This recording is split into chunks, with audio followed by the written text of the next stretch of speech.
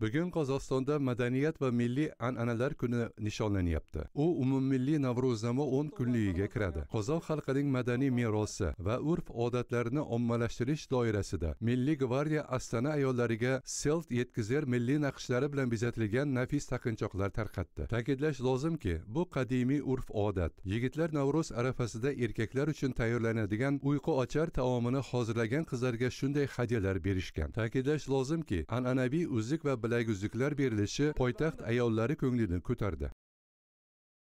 Bizga o'ta qattiq unadi. Bizga juda yoqdi. Ajoyib sovg'a. Barcha yurtdoshlarni chin dildan tabriklayman. Merekalarimiz bilan chin yurakdan qutlaqlayman. Sizlarga ulkan olg'is.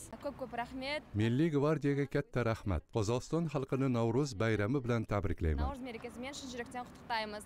Kerak emotsiyada lol qoldim. Bu sovg'ani kutmagandim. Qozog'iston xalqini o'tgan ko'rishuv bayrami va kirib kelayotgan yangi yil Navro'z bayrami bilan tabriklayman. O'tib keladi.